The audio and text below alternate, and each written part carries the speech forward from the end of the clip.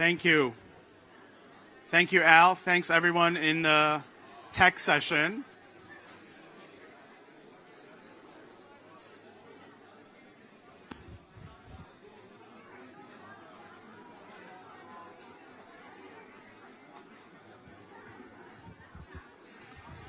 All right, as new friends are coming into the hall and we're getting set up for the next set of presentations, this is also innovative, you know, not to stay quiet during a presentation, right? So, Vahe Berberian earlier today mentioned, it is only Armenians who, as soon as they find another Armenian, will start jumping up and down and saying, "Oh, another Armenian, another Armenian." So, as we're changing the narrative, I want to give you make a confession of how not everything is changing. So, a few weeks ago, I was at LAX in the security line, checking in for my flight to Afghanistan, and in a neighboring security line, I saw someone with a big voice board sign checking through security. And immediately I knew it was line sharp, voice board. I got excited. It's another Armenian. Except you're, in the security line, you can't jump up and down because then, other things might happen. So I couldn't figure out what to do. I really needed to run up to this guy and say, "I know you. I really like you. I've used your stuff." And he was gone before I could get to him. So I thought, you know what? I'm going to get on Twitter. So I got on Twitter and started tweeting about, I just saw another Armenian voice board, line sharp. And I started getting all these tweets from other Armenians. "Oh, yeah, we know them. They're Armenian. So it's not everything that's changing, and that's okay. We can use technology for these kinds of things as well. So that's the moral of the story from the tech session as we're moving into the social good session. And our next guest is probably the best manifestation, if I may, of the two worlds, the tech world and the social good world. An entrepreneur, an advocate, an author, a social good doer. These are just some of the things that Alexis Ohanian has done in, 32 years? 32 years. And Forbes magazine dubbed him the mayor of the internet. And I know he doesn't like that. He's said that publicly, that he doesn't think of himself as the mayor of the internet. But, we'll take any mayors we can get. But if you've read his book and if you've heard him talk, I like to think of him as something else. I'd like to think of him as the guy who wants to make the world suck a little less. So here's Alexis.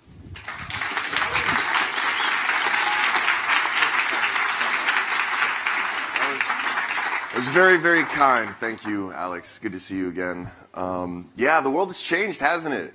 It's a good time to be creating online. And it's no surprise, actually, that we have some amazing Armenians who have done some amazing things in technology, because I'm going to make the case in the next 30 minutes that this whole new world of technology was built for us. It was built for our people. We are already optimized for this new world. All right, good news. So I guess we'll get to it. First, I'm usually known as someone who, I founded companies, one of which was Reddit. I don't know how many of you use Reddit by show of hands? Amazing. All right, great. Thank you. Upvotes for all of you. For those of you who don't know, this is what it looks like. I know we haven't updated the interface in 10 years, but it works. And it is this democratic news website for the World Wide Web. I started Reddit in 2005 as a kid fresh out of college at UVA with my good friend Steve Huffman. The two of us went up to Boston, started working on it. Literally two dudes in an apartment with computers. We raised a ton of VC money. We raised $82,000. We were thrilled because we knew we could live off that for like 2 years. We just graduated from college, right? We could live forever on that. And it represented an amazing time when we saw the very start of Web 2.0, but basically this internet revolution where a couple of people with laptops, not much money, could start businesses in their dorm rooms or in their apartments that within 5 years, within 10 years, could become billion-dollar companies. That's amazing. And Reddit's not even the biggest success story. But I'm back with the company. I rejoined about 3 months ago, and I'm back as executive chair in a full-time role. And I'm so excited because this thing that we created is a part of something much bigger now. And Reddit is one of the top 10 websites in the United States. Yeah, a little over 170 million people come every month. Oh, thank you. I mean, we're still, I gotta tease Rafi about this because we're still trying to catch up to Twitter. But it shouldn't surprise you that you have all these Armenians working on these kinds of platforms. We're going to hear from my friend Lara Satrakian a little bit later. She's working on some amazing stuff. And what happens about the internet, what happens on the internet that makes us so, I don't know, ready for it, is this world of access. It's the fact that I remember being a little kid. All right, so I was born on April 24th, okay? So even though I was born in New York, but I was raised in suburban Maryland, I knew one other Armenian living there. And it's all the Armenians I knew were basically my family. And we were very un-Armenian, so there weren't a lot of us. It was not the 100-person family. But I grew up from pretty much jump understanding and feeling this connection to being Armenian, mostly because of that day. But I didn't feel that connection every day in my suburban life. Like, it was just a typical white bread suburban community. I didn't participate. There wasn't an Armenian church. There wasn't opportunities for me to feel that. But I felt this strong connection. And what's so, I think, amazing about this technology is we now have potential to make these connections at scale, to feel more connected. If I'd grown up today, I can assure you I would have been feeling way more connected. In a world of YouTube, in a world of Twitter, in a world of Reddit, I could feel more connected. And what's great is we can use these platforms to tell our stories. Now, the Reddit AMA, the Ask Me Anything interview, has been done thousands of times now by celebrities like President of the United States and like my grandpa, who did this, who's here, and who did this last year. And I don't know, Grandpa, if you totally understood what was happening, because like we were crowdsourcing these questions, right? And we had hundreds of questions. This went on for a few hours, and I would just type. I would ask him questions, and he would just tell me the answers, and I would type them and try to do my best to keep up. And it was this fascinating thing, because tens of thousands of people from all over the world got a chance to ask questions, just like they would if it were the president or any other person who comes onto the platform. And the best ones got voted up. Those were the ones that we saw, and those were the ones that he answered. And it was amazing for me, because obviously this is a huge part of my identity, and I know how lucky I am to have been born where I was born, when I was born, and to have these opportunities because of the generations that endured and survived. And it was a way to share this now. I mean, hundreds of thousands of people have seen your interview, Grandpa. And it's not because you sat down on a major news network and got airtime. It's not because you were able to buy your way into people's homes. Like, the internet, it costs nothing. It was a platform for you or anyone to get up on and share their stories. And as Armenians, this is such a relevant thing for us, right? We are, you know, for 100 years now, we have been looking for sunlight. We've been looking for bringing the truth to the world. And one of the things the internet does so well, and particularly this generation, and I'm barely on the cusp of it, that has come up online, it seeks for authenticity. Right? People ask me, how is it Reddit is the most trafficked media site? Right? We have more people come to Reddit than CNN, the New York Times, doesn't matter what website. How is that possible? Like, it looks like Craigslist. And I know, we're working on that. But the reason is because people crave the authenticity, right? We can't even trust Brian Williams to tell us what happened on a damn helicopter, right? This is, I mean, For a generation that's come up online in particular, we have looked around and seen lots of institutions that have told us, don't worry, it's okay, we know what's best, right? We've seen it in finance, we've seen it certainly in student loans, we've seen it in elected officials. So many people who have been the authority figures, whether they're Brian Williams or anyone else, have told us, no, we know what's best. And so many times we have been so disappointed. And for this generation in particular that comes up online, we just want the authenticity. We'll strive for it, warts and all, because we would rather know the truth, even if it's not perfect, than to be told the polished, airbrushed, you know, top-down version of the world. And that's why these platforms have done so well, and that's why I think we are going to be such an integral part of the next 100 years, because people with power who have historically used the limited ways for sharing knowledge have been able to use it to their advantage for a very long time. And they hate this new world. okay? They hate this world where people can democratically decide what is important and what is news and what is relevant and not wait for any permission to do so. They can just do it. And that's a great thing. It's a really unsettling thing for a lot of people in power, and that's why this transition has been pretty rocky, to say the least. But it's a reason why I think we in particular are in such an amazing place for this. Because for 100 years, we have sought sunlight. We have sought ways to shine the sunlight on facts, on reality that parts of the world still chooses to deny. But we now have the tools. We don't need a news network to broadcast something in the world. 20 years ago, you used to need to invest lots of money and have lots of access and now lots of power. But now any one of us with a smartphone is a reporter. Now that doesn't make us a journalist. And that's why, in particular, the Syria Deeply projects are so interesting to me. Because in an age of abundance with data, it becomes more important than ever to have people who are also involved with the vetting. Remember, we're seeking that authenticity. And as a generation, we're seeking that sunlight. And this is such a big deal because it's not even just about recognition, because we're going to get recognition. The fact is, we as a people, whether we're here or whether we are in Hayastan, are so well attuned to this. We seek this out. This is a part of our being. We want so deeply for the authentic, for the true to shine, for it to come through. And these platforms are open platforms, right? It means it can be filled with as much misinformation as truth. And believe me, it's frustrating, right? I get tweets from people all the time, like denying the Armenian genocide, just randomly harassing me, right? I'm okay with this. I'm not okay with this, but I'm okay with the fact that they can do this because I know they are wrong and crazy. And in a world with total sunlight, all of the reasonable people see the crazies. There's no conspiracy, there's no cover-up. No, it's just these people are wrong, and we can win with more data and with more sunlight. And so these platforms, right, all of this stuff, this software that we're building is, if you haven't bought in yet, software really is eating the world. It's a Mark Andreessen quote, and it's true. It's a part of every industry now. There is not a single industry, whether it's the things that are going to bring you a beer, or the things that are going to clean your home, or the medicine you receive, or the way that the crops are fertilized. Software is invading every single industry.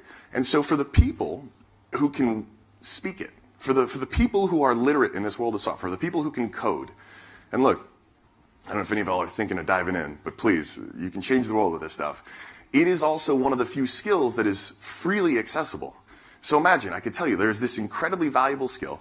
It's freely accessible. All of the best people at it, my co-founder Steve, Mark Zuckerberg, name your top tier awesome developer, they all probably learn the same way, which is through Google searches and trial and error. Seriously, great developers don't have every function memorized. They're just really good at looking at like Stack Overflow and searching for solutions. That's the truth. It's not actually that hard. And it's this opportunity that is amazing, because let's go back in time, all right? Let's imagine world as we know it, sort of pre-Renaissance, all right? Literacy is not really a thing because no one's got books unless you could afford to have a few very expensive ones because some poor bloke is handwriting all of them, right? That was a time when ideas were extremely valuable and extremely scarce. And you remember, well, no one remembers when the Library of Alexandria burned down, but when it did, I'm told, it was a huge bummer because there was so much knowledge locked up in here that was gone. All right, every day, every one of us right now on our phones has more knowledge than 1,000 libraries of Alexandria, and we can access it faster than ever before. The president here, there is 12-year-olds with smartphones now have access to more knowledge faster than the president of the United States did some 20-some years ago. Now, granted, that 12-year-old's probably using it for selfies or Snapchat, but that's okay. That's okay. But it also presents this amazing opportunity because we've seen what it can do.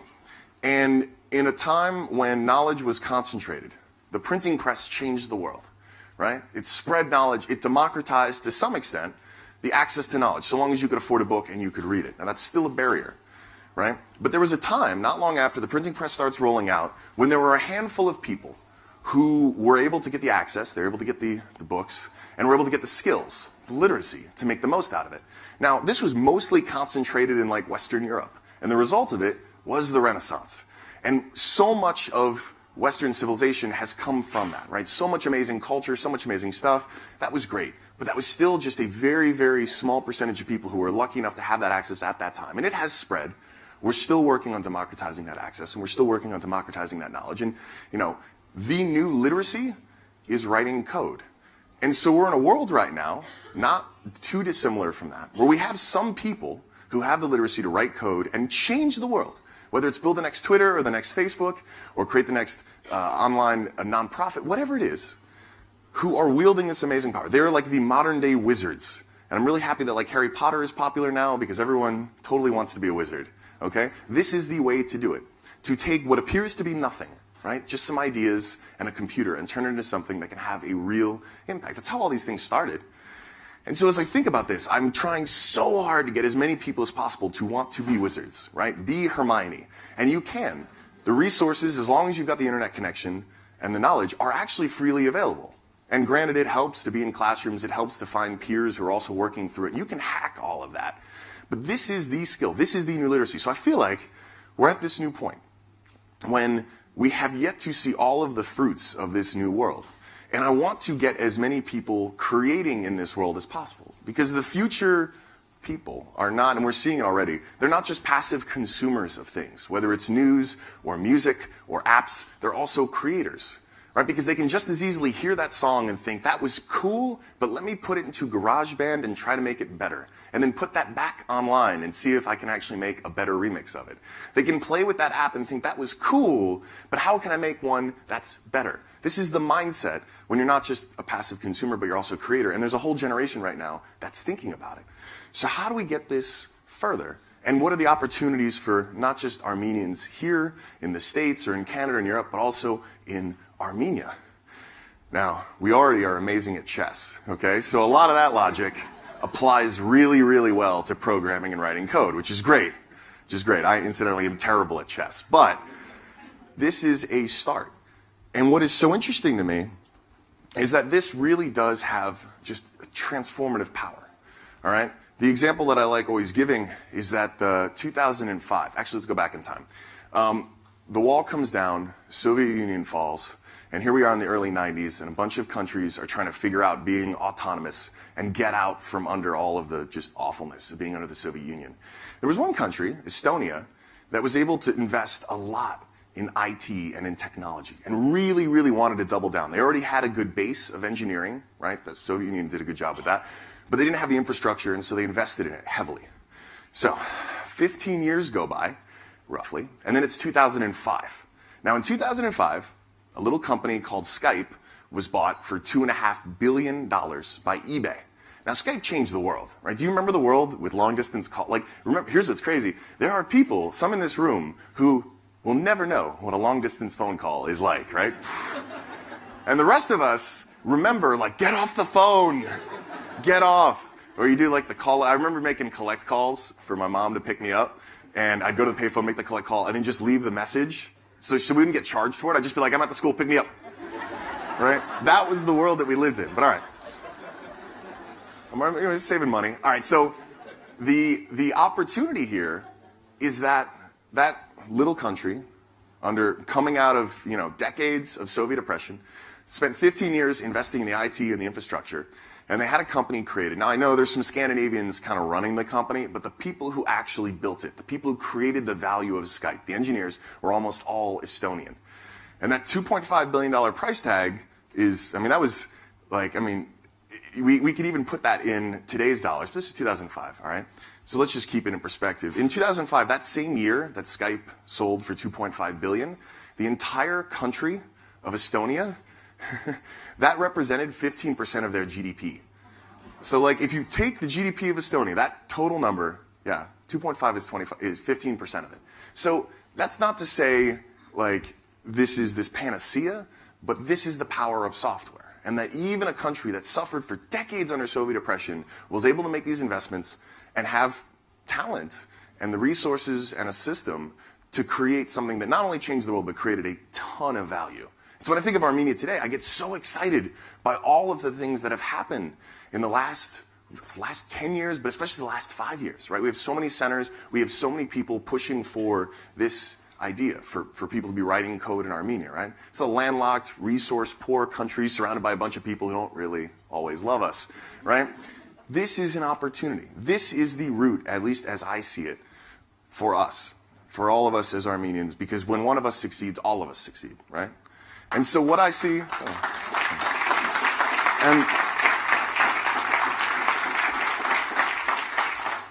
and what I see that is so interesting is now we're continuing to push the wizards. We want more wizards creating software and creating things that hopefully will be worth billions of dollars one day, right? But we also have a generation of people who are creators, who are building on top of the platforms that these wizards are creating. I'm not saying everyone needs to write code. I'm saying everyone should at least be exposed to it and try. But for those who go another route, there are these tools that are being built where there's no textbook for them, right? There's no class you can take for Kickstarter, right? But there's a platform that someone built that a creative with a good idea, like Scout, can take advantage of and bring her art to a larger audience, right? Crowdfunding did not exist as we know it some 5 years ago. And today, millions of dollars are being funneled. There's more money just going into Kickstarter alone than the National Endowment for the Arts, right? Now, that's not to say we don't need the National Endowment for the Arts. We do need it. But these are just people who are saying, that is cool, here's $1. That's all I can afford. Or that's cool, here's $50, right? This is a new world.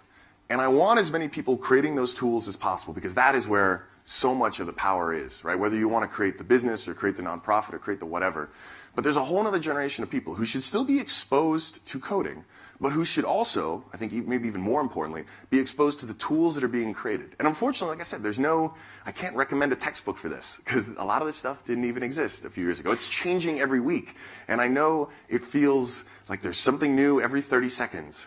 And if you feel that way, I'm sorry. I can't do anything about that. That is just innovation. But I have a good hunch, at least talking to my younger sisters and talking to teenagers now, it's normal speed. Okay? So just take my word for it. I have a lot of faith in this particular generation. And I remember what it was like to have a dial-up internet connection. All right? And that was like, that changed my life. It really did. Because I went from being like a dorky 15-year-old to a dorky 15-year-old who could build websites that people all over the world could see. And no one saw it. Like, there were probably 2 people who saw it, but it felt so empowering, right? And we can now do that for young people, right? A 12-year-old in Yerevan, if she's sitting in a computer writing an app or building software, it can be seen by people all over the world. She can get feedback, right? Even if it's an Instagram photo, she can get feedback and feel more connected to a broader world. And I know there's a slippery slope towards like selfies and narcissism, but trust me, there is no better feeling for a young person to feel like something they are making can have impact. Because I remember sitting in class being like, why am I here? This is so stupid. When I'm at home, sitting behind my computer, I can build websites for nonprofits. This was my shtick. I'd build websites for nonprofits for free just because I wanted to feel great about this adult, not realizing they were talking to a 15-year-old who had skills that they didn't understand. Because I felt valuable, right? I felt like it didn't matter that in school I may have not been very significant, but online I had something that people really cared about. They didn't know that I was this dorky kid, but that's who I was. And that's what I want to imbue in as many people as possible, especially as many Armenians as possible. Because like I said, sunlight and truth and authenticity are things our people know very, very, very well. And in this new connected world, I know the best ideas can win. If we keep pushing them out and if we keep building the platforms for them to spread, I know they can win. And trust me, I get really heartened. I don't control any of the news on Reddit, right? This is very, very clear. It's totally just anyone's upvotes and downvotes. But every month or so, I'll see a post bubble up about something like the Armenian genocide.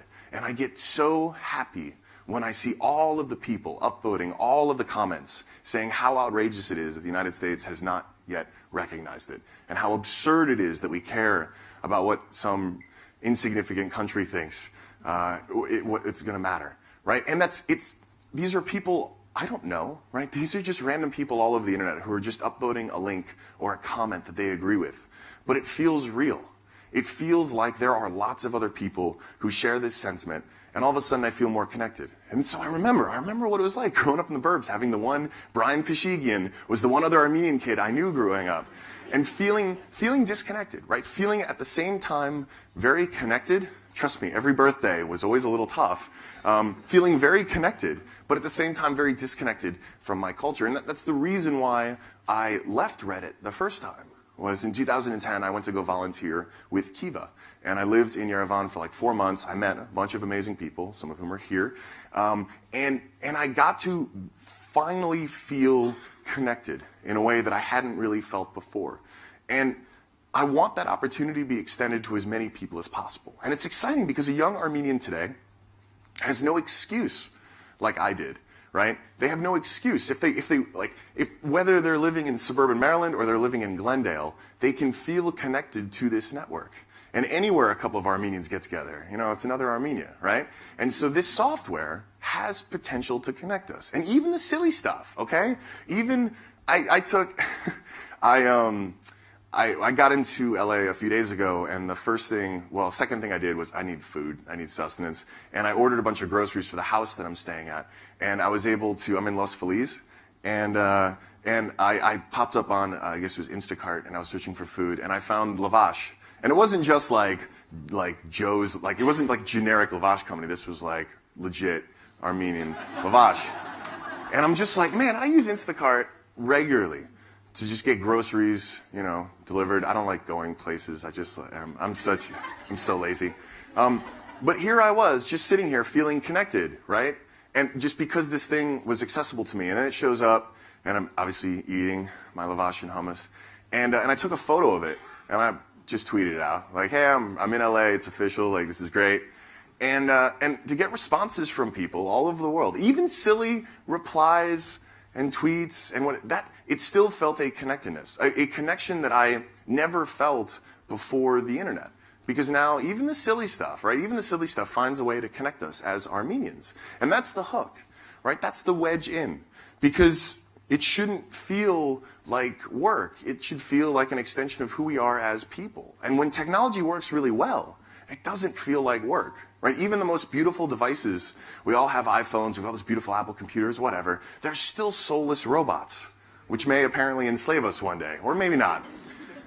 But that's why it's so important to be building software that feels human and feels like it's connecting. And so I guess the final thing that I just want to leave you all with is that, like I said at the very beginning, we as a people crave this authenticity. We crave this sunlight. We have a technology now that enables people. It lowers the barrier of entry like never before, right? If you wanted to change the world in the Industrial Revolution, you had to open a factory. In the Internet Revolution, you need to open a laptop. And that laptop can be anywhere. And those laptops, they're getting cheaper every day, right? This is an amazing time to be a creator, and I cannot understate that. And if I'm thinking, how will Armenia grow, the country? How will it continue to evolve economically? Technology has to be a big part of it. And seriously, Estonia did it. Come on, why can't we? Like, this is the opportunity, and this is the challenge. Because, look, there is something very, very special about this world that we've created, right? It is worldwide. It is the underground, the Armenian Empire, right? Anywhere you can go in the world, you're going to find an Armenian, anywhere.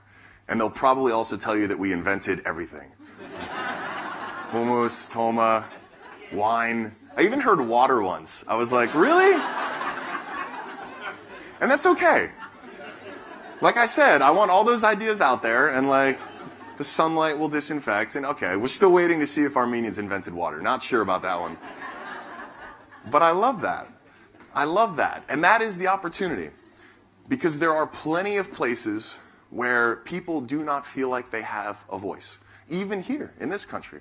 And technology is enabling them and empowering them. And I am, yes, very committed to recognizing the last, 100 years worth of history. But I'm just as committed, even probably more excited about our next 100 years. Because that is where all the opportunity is.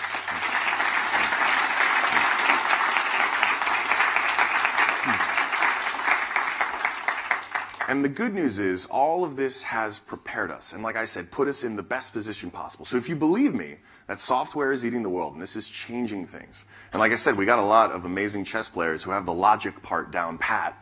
We need to take that same motivation, that same drive, that same talent to be creating in these ways, using software, and then enabling everyone to find ways to build on that software, because this is going to be how the rest of the world is created. This is going to be what determines the next front page of the internet. Or this is going to be the way that we learn deeply about the news that matters to us. This is going to be a way that we exchange messages with one another around the world. Like, these are the things that are being built right now. And look, I could not have predicted half of this stuff that has happened in the last 10 years in technology. Right? I couldn't have even seen how far Reddit has come. We've got 9,000 communities on the platform. If you're into corgis, or there's a couple Armenian communities, there's a Los Angeles community, there are forums for just about everything. I could not have predicted that. I hoped we would get there, but I certainly could not have predicted that. And so we also have to keep those open minds, because none of us has well, if you have a crystal ball, you should tell me.